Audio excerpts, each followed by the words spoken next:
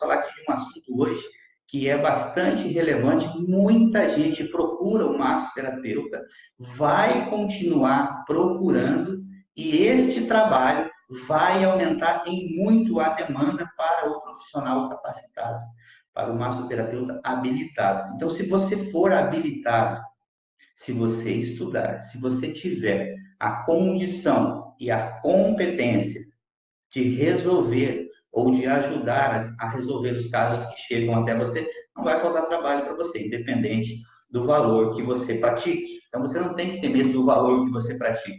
Você tem que ter medo de ficar estagnado sempre, sendo a última opção, o valor mais baixo da tabela. Não precisa disso, tá? Mas para que você não seja o valor mais baixo da tabela, você tem que se esforçar, você tem que vencer medos que são internos seus, resistências, crenças que são suas, e acontece em todos os mercados. Não é só na massoterapia, em todas as áreas profissionais, principalmente da área que a gente trabalha, que é o trabalho autônomo, tem o medo, tem a insegurança, nada é garantido. Para que seja garantido, nós dependemos de resultado. Então, que o seu resultado seja construído com segurança. O Zé está aqui atrás porque ele vai ser importante hoje. Ele vai participar com a gente do nosso trabalho. O tema de hoje, lombalgia. Um tema bastante amplo, muita gente sofrendo com lombalgia, várias questões de funcionamento da coluna impedidas de acontecerem por conta da lombalgia. Mas, enfim, o que é a lombalgia, como ela é classificada? E por que eu defendo que o massoterapeuta habilitado em trabalhar musculatura trabalhe em lombalgia? Se você é habilitado, toma os cuidados necessários para iniciar a sua sessão. Faz a estabilização da coluna. Todas as vezes que eu for atender alguém com lombalgia, eu sigo o protocolo de estabilização para manter a coluna o mais próximo, horizontalmente possível, de uma margem de segurança, para que a gravidade, né, o peso, puxe essa coluna para baixo e você faz o seu trabalho. Tá? Mas, enfim, tem vários tipos de protocolos que não recomendam o uso da massagem, outros já recomendam, outro recomenda repouso depois do exercício. Mas se você tiver a sua habilitação, você pode trabalhar em casos de lombalgia, sim. De repente, o não indicado seria naquele momento pior de crise, que para respirar dói. É um momento delicado. Se você não tiver muita sensibilidade para trabalhar nesse momento, o indicado é que essa pessoa fique na posição de repouso. Normalmente, posição fetal ali, com um travesseiro entre a linha do joelho para manter a coluna estabilizada, ou de repente ter o púlpito dorsal com a perna fletida e um travesseiro ou alguma coisa que eleve a perna próximo de 90 graus. A coluna em si, a lombar, o material que gera esse problema e traz a lombalgia à realidade é formado por ligamentos, tendões, músculos, ossos, articulações e o disco intervertebral. E aí podem ser N fatores. Muitas vezes os médicos acabam fazendo vários exames e aí classifica como lombalgia derivada de tal coisa, de um processo de degeneração discal, de um entorse, uma rotação mal feita, um peso que a pessoa carregou de mau jeito, má postura. A gente vai ver aqui as indicações de lombalgia. Então, deixa eu procurar aqui e falar para vocês. Né? Todas essas estruturas podem referir dor porque elas são inervadas. Então, existe a mensagem dos receptores, dos nossos receptores, tudo em relação ao que está acontecendo naquela região. E por conta de um esforço, de uma lesão, de um trauma, pode gerar dor e essa dor levar o paciente até você. Nas grandes cidades, existem muitas facilidades das pessoas procurarem as clínicas médicas, os postos de saúde, postos de saúde da família, enfim, a UPA. Agora, em cidades menores, nos grandes centros é uma coisa. Agora, você está em cidades pequenas, como a gente tem muito massoterapeuta mais em cidade pequena do que massoterapeuta em cidade grande.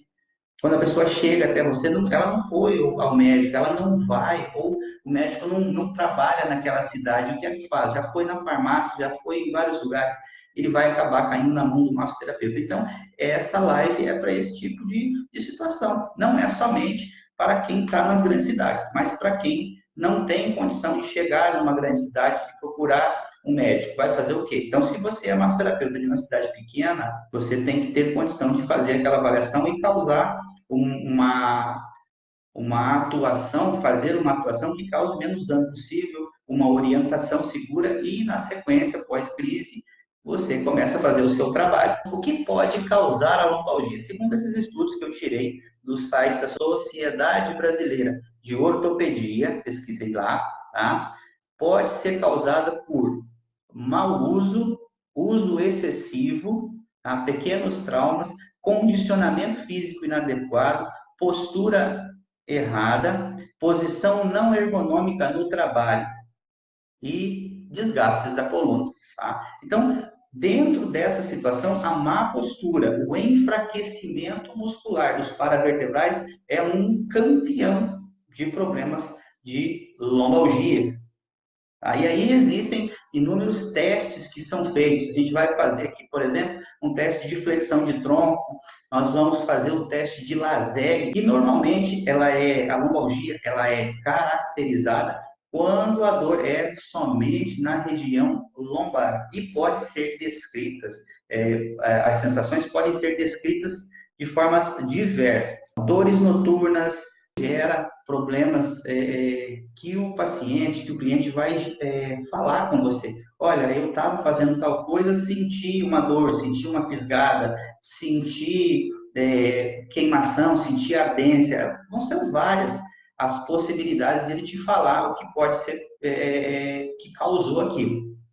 E aí você vai interpretar, vai fazer os seus testes, as suas avaliações, pode pedir para ele fazer o movimento de caminhada para ver se dói durante a marcha. Flexão de tronco é um exame que também pode ser usado por você, até qual é o limite que ele vai. Flexão de tronco com inspiração e expiração para ver se há compressão facetária e há fisgada quando a pessoa faz a flexão de tronco. O teste de Lazegue. Tá? Então, basicamente, a lombalgia em si é aquela que afeta somente a região das hélices.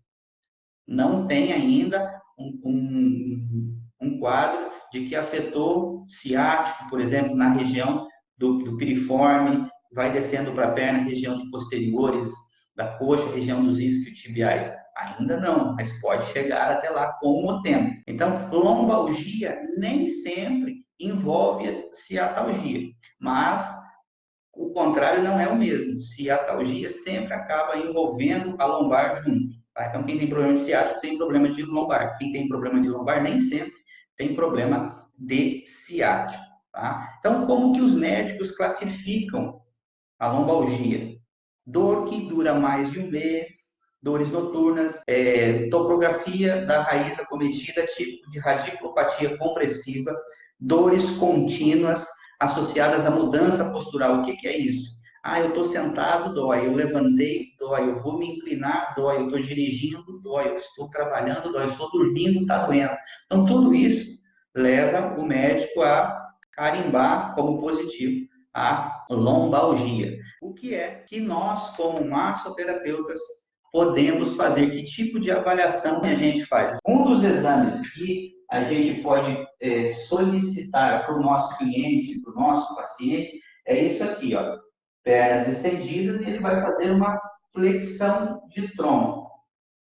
Se o problema está bastante grave, ele não vai conseguir fazer esse movimento. Pode ser que ele sinta uma fraqueza nas pernas, dificuldade para respirar e dificuldade para se manter nessa posição, porque vai doer toda essa região aqui. Ele vai tentar fazer o movimento, mas acaba doendo muito na região de L4, L5, L5, S1.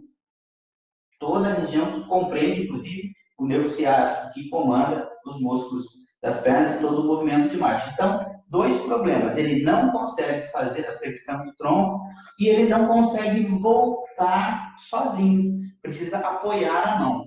Não sei se você já atendeu, mas eu já atendi inúmeras pessoas que vão fazer esse exame aqui e precisa se escorar. Até mesmo gente que já chegou aqui amparada por outras pessoas, porque a dor era tão intensa que ele perde movimentos e também perde a resistência muscular da coluna. E isso é classificado, então, como positivo para a lombalgia. Vamos sentar o Zé aqui.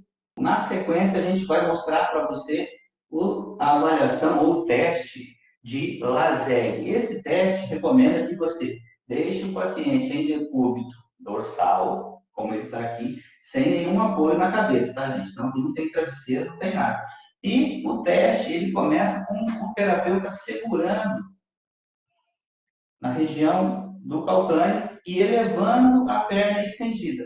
O normal é que ela fosse até a 90, mas em caso de lombalgia que afete o ciático, por exemplo, a partir de 35 graus já começa a aparecer uma dor na região lombar. Portanto, o teste ou a avaliação de Lazegue diz respeito a você fazer uma elevação dessa perna, buscando qual é a angulação que vai começar a mostrar a dor. Não é difícil de você confundir dor na região da coluna com a dor do alongamento muscular. Porque às vezes você pode estar avaliando uma pessoa que tem encurtamento muscular, mas não é a dor do alongamento de músculo, é uma dor muito característica, é uma dor que a pessoa refere realmente na região da coluna, tá? Na região da lombar baixa. L5, S1 é campeã em doer quando o problema está bem agudo, está na crise, vamos dizer assim. Mas, enfim, é lombalgia, não é lombalgia? Professor, o cara chegou aqui doendo, a mulher chegou aqui escorada, chorando, com dor, o que é que eu vou fazer? Ela já foi ao médico, já tomou remédio, ou não foi e disse que não vai. O que é que eu, como massoterapeuta, posso fazer que não coloque em risco essa pessoa? Essa é a grande pergunta. A orientação que a gente oferece para o cliente é sempre, se você está na dúvida, sempre procure o seu médico. Por quê? Para que faça-se um diagnóstico mais preciso possível e seguro, para que a pessoa saiba o que ela tem, para que o médico também saiba, possa orientar, e para que você, como terapeuta, se proteja de repente, colocar alguma coisa em andamento e depois o cliente dizer que foi você que machucou ele. Isso pode marcar, de repente, negativamente a sua carreira. Tá? Então, é sempre importante. A pessoa tem condição de procurar o médico, você orienta que sim, procure, depois você traz de volta aqui para a gente analisar o seu exame. Isso é margem de segurança profissional e também respeitar o seu limite de atuação. Você vai até um determinado ponto, mesmo que você queira ajudar demais. Mas se você não sabe o que aquela pessoa tem, o melhor é descobrir primeiro. Concorda comigo? Melhor é descobrir primeiro. Mas, enfim, a pessoa chegou com dor. Você fez alguns testes. Um teste que você pode fazer e pode identificar esse quadro de dor é o teste de sentar e levantar. Se a pessoa consegue levantar e sentar sem a ajuda das mãos, o caso não está tão grave. Ela tem força de impulsão nos eretores e depois ela flexiona o quadril e senta. Deitou na maca, você vai pedir para ela fazer movimento de rotação. Flexiona uma das pernas e roda no sentido contralateral. Isso vai acionar rotadores, tá? Que são os músculos pequenininhos embaixo dos grandes grupos, já nas vértebras, tá? Intertransversos, interespinhais, todos eles trabalham nesse sentido de fazer esse movimento aqui. Então, você vai identificar pontos de dor. Pode ser que doa nessa região posterior da coxa, região embaixo do glúteo, onde tem obturador, onde tem piriforme e outros grupos, e os grupos da lombar propriamente dito. Então, você vai identificar esses pontos, vai mapear, isso eu já mostrei para você, já ensinei como é que faz. Faz o mapeamento, identifica os grupos musculares, entende da função. Serve para que esse músculo aqui? Para flexionar o tronco, para a pessoa ficar em pé, para fazer elevação, para fazer uma rotação com inclinação. Tudo isso você pode pedir ao seu cliente, ao seu paciente que faça, que realize esses movimentos. Ao realizar esses movimentos, você tem uma noção exata das regiões que ele refere dor. E aí você entra com o seu protocolo de trabalho. Por exemplo, eu costumo verificar toda essa região, fazer o mapeamento. Aí depois, na sequência, eu estou falando do que eu faço. Eu não sei qual é a sua formação, mas dentro dela você tem inúmeras possibilidades de trabalho pelo toque. Então, eu faço o seguinte, eu procuro, eu elejo todos esses grupos que estão com problema, faço esse mapeamento e descubro a função desses caras, como está a função em relação à amplitude ou à força, coordenação motora, está funcionando, não está conseguindo, não está, eu vou anotando. Aí eu entro com um protocolo manual. O que eu faço? Particularmente, qual é o meu trabalho? Vou entregar meu segredo aqui para você. Eu procuro primeiro por pontos gatilho ativos. Em toda a região que eu fiz o mapeamento, eu vou encontrar. Meu paciente, eu vou procurar os pontos desde musculatura plantar até a região da lombar. Ou, do contrário, vou começar na lombar e vou procurando. Por que eu faço isso? E por que muitas vezes eu subo pelos paravertebrais até a linha do occipital? Porque todas essas estruturas trabalham em acordo. A lombar está com problema, sim, mas ela é o centro do corpo. Nessa região estão os músculos do core, que eu já falei para vocês sobre eles. Então, esses caras aqui, esses músculos, essas regiões, todas acabam sendo afetadas. São essas conexões que geram, às vezes, um ponto gatilho, um enrijecimento de uma banda muscular por longe do local. E aí você vai fazer o quê? Você vai encontrar esse local, vai fazer o trabalho de mapeamento, na sequência você vai entrar com a sua técnica. Ah, é sueca, é massagem transversa de Sears, posso manipular? Existem literaturas que orientam que você não faça os movimentos de manipulação da quiropraxia, por exemplo, que não faça nem tração, mas que oriente posição de repouso e faça um trabalho de manipulação ou até mesmo só de aquecimento com bolsa térmica por um período de 48 horas. Então, a gente tem que ter essa noção de até onde vai a nossa condição de ajudar. Então, voltando para o que eu faço com os meus pacientes, identifico os pontos, vou procurar ponto gatilho se está ativo, se não está, se é central, se é satélite, se é de fixação. Depois, vou procurar bandas tensas e fazer um trabalho de liberação miofascial nestas bandas. A cada na verdade, isso um conjunto de protocolos que a gente usa, né? A cada dos movimentos que eu realizo, eu vou pedir para esta pessoa refazer aquele movimento que ele sentia dor. Por exemplo, se ele sentia dor em fazer o movimento de rotação que eu pedia, eu vou fazer o trabalho, colocar ele na posição de novo e pedir para ele refazer o movimento de rotação. Pronto. Você está conseguindo fazer com mais desenvoltura? Opa, está melhor. Vou estender a perna e vou fazer a elevação e vou conferir. Está doendo? Antes era 35 graus, doía. Agora já estou conseguindo chegar no 45, 50 graus, não está doendo, está melhorando. Então, eu continuo trabalhando naquelas regiões. Então, libera ponto gatilho, procura bandas tensas e faz a liberação miofascial, conferindo. Técnica, confere. Técnica 2, confere. Depois eu entro com o trabalho de massagem, no caso eu uso aqui, massagem sueca, massagem neurocirculatória, que trabalha movimentos de deslizamento mais profundo. Vou procurar, no sentido da fibra, depois no sentido transverso, fazer os movimentos de massagem. Depois, reconfere tudo, tá? Reconfere tudo. Pede para ele fazer, inclusive, essa movimentação sozinho. Um recrutamento ativo. Porque se eu ou você for realizar este movimento para ele, é um movimento passivo.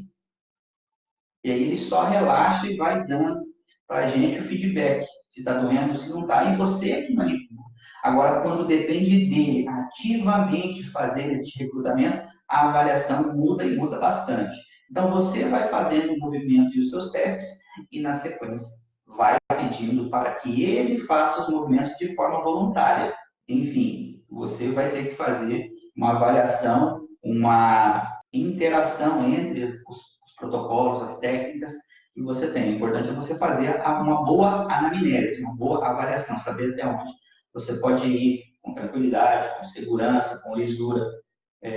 Eu costumo dizer, quando você fechou a porta da sua sala, do seu consultório, você tem que ter autoridade, sim, você tem que ter autonomia. Porque quando você está com a pessoa na maca, deitado, decúbito dorsal, você faz a elevação do membro e pede para fazer o movimento. Nenhum outro terapeuta está com você para dizer, não, não é assim, é assim. Aquele momento ele é exclusivo do paciente e do terapeuta. Então, se você pedir opinião para alguém que está no conforto da sua casa, não estava lá com você, vendo a pessoa gemer de dor, ou reclamar, ou chorando, como muitas vezes já aconteceu comigo. Como é que você sai no atendimento e vai perguntar para quem não estava com você se está certo ou está errado? Às vezes as pessoas querem buscar segurança numa opinião de outra pessoa e toma ali uma patada que fica desconcertado. Então, fechou a sua sala, você é a autoridade ali. É por isso que eu defendo leitura, é por isso que eu defendo que você invista em livros, em apostilas, em material que faça você crescer profissionalmente e que aumente a sua segurança no atendimento. É ali, é naquele momento, naquela hora, que toda essa segurança, que todo esse investimento em conhecimento vai valer a pena para você. Se for assim, você vai conseguir resolver, melhorar o quadro dessas pessoas, arrumar menos briga com o fisioterapeuta, menos briga com o médico, oferecer o seu resultado com segurança. É isso que a população precisa e é isso que os seus concorrentes também esperam, porque eles estudaram para aquilo ali, eles têm também a formação. E se você atende uma pessoa de outra, que é de outro profissional, tem que fazer o seu melhor, porque o importante é o bem-estar do cliente, do paciente. Eu, pelo menos, penso assim, oriento meus alunos a pensarem desta forma também, em ajudar primeiro. E assim, você vai garantindo segurança, vai crescendo a sua confiança, os resultados na sua avaliação vão ficando mais próximos do real. Aí você imagina que ele possa, por conta da lombalgia, ter uma desidratação discal. Pegou uma raiz nervosa, lateral direito, está incomodando, está tocando o sacro dural, tem acaulamento discal, enfim, aí ele vai e faz uma ressonância. Aí bate com aquilo que você falou. O que você acha que ele vai fazer? Ele vai te ligar ou ele vai marcar com você e trazer o exemplo para você. Falar, você tinha razão, eu quero continuar tratando você, eu vou indicar um monte de gente para você. Mas isso é possível que você tenha segurança. Enfim, vamos falar então aqui agora de posição de repouso. Tá? Uma das coisas que eu oriento o meu paciente que tem lombalgia é o uso de tênis. Por quê? Porque quando você caminha, você faz um movimento de marcha, o José vai caminhar aqui, né? Você está fazendo um movimento de marcha, o que acontece? O impacto que você gera nessas articulações, ele vai, como por ondas, chegar na região afetada. Então você não tem, se você não está de tênis, se você está de sandália baixa, de rasteirinha, de chinelo, de sapato, de tamanco, você não tem amortecimento. E tudo que você bate aqui, ó, olha só, eu vou bater aqui, olha o que acontece com o joelho e com o quadril. Presta atenção aqui, presta atenção aqui. Lógico que eu estou exagerando no movimento, porque numa pessoa normal os músculos não deixam fazer aqui, eles seguram, mas você tem um impacto, sim, na coluna. Então, se a pessoa tiver de tênis, ela diminui muito essa questão do impacto e você tem certeza de que você pode estar ajudando mais essa pessoa. Uma das coisas preocupantes é que muitas pessoas não fazem o que você pede e querem que você, como mágica, resolva o problema para ela. Ela não entende nada de anatomia, de fisiologia, ela só quer se livrar da dor e ela fala, eu já fui em um monte de lugar, agora eu vim aqui para você. De repente, no primeiro lugar que ela foi, se ela seguisse a orientação, sei lá, se essa pessoa deu uma orientação para ela, ficar de repouso, não fazer esforço, ela não se machucaria. Eu tenho centenas de casos de paciente meu que melhorou do trabalho, como o trabalho feito na máquina, saiu dali, 3, 4 horas estava trabalhando, fazendo outras coisas. E a gente sugeriu o repouso. Então, o paciente nunca te conta tudo e muitas vezes ele tenta te ludibriar, falar que não fez e fez. Mas se o corpo dele ainda está doendo, não era para doer, você tem certeza de que ele não fez. Então, eu imagino que, para que eu tenha um alívio, se essa pessoa de repente está com lombalgia e tem um problema de hiperlordose lombar, ela tem uma curvatura acentuada. Ela vai deitar e vai ter a curvinha aqui embaixo. Você vai pôr a mão, pode até passar para o outro lado. É assim que acontece, não é mesmo? Então, o que eu vou orientar? Uma posição que ele fique na residência dele, ele passe nessa posição, no mínimo 2 horas, nesta posição aqui, ó, 90 graus. Vamos colocar o Zé de lado para você ver. Ó, ou próximo, 90 ou próximo de 90. O que é que vai acontecer fisiológica, mecânica e anatomicamente com o seu paciente nesta posição aqui? A gente sabe que o disco intervertebral ele pode reidratar se ele não estiver pressionado, ok?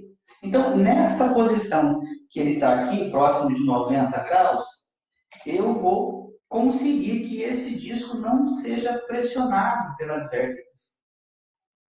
E por que tem que ser com a perna elevada e não pode ser com a perna estendida, professor? Um dos motivos que eu encontro para orientar essa pessoa é a posição anatômica. Biomecanicamente, eu tenho nesta região aqui,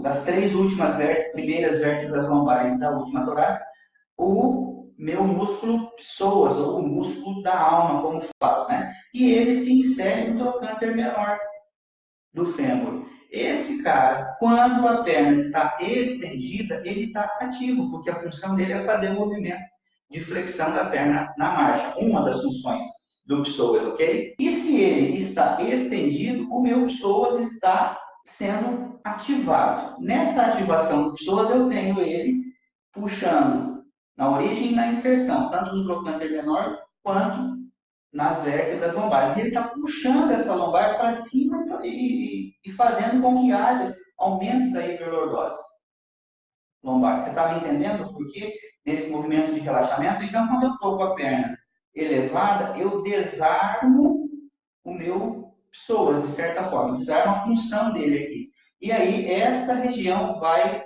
relaxando. Eu tenho uma retroversão pélvica que pode ser construída. Eu peço para essa pessoa fazer o movimento de encaixe da pelve e que ela sinta toda a lombar dela tocando o colchão, ou tocando o solo, o tapete, o lençol, onde ela estiver deitada. Então, para tratar de lombalgia, uma das indicações da posição de repouso é essa aqui, perna elevada, flexão próximo de 90 graus, para desarmar o psoas e fazer uma retroversão pélvica e um encaixe disso aqui para que toda a coluna fique no mesmo plano. Então, dentro dessas estruturas que eu apresentei para você, o massoterapeuta pode atuar em casos de lombalgia? É lógico que pode.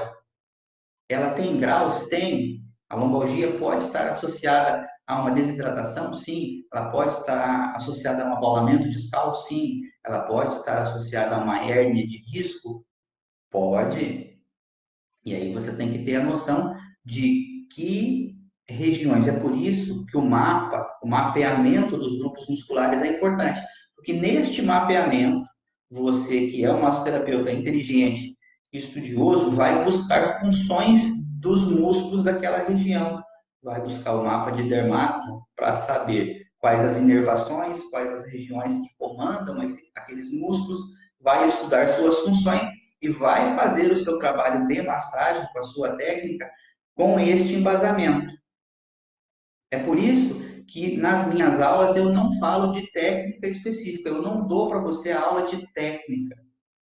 Eu dou aula para você de fundamento, porque a anatomia muda muito pouco, fisiologia muda muito pouco e biomecânica também.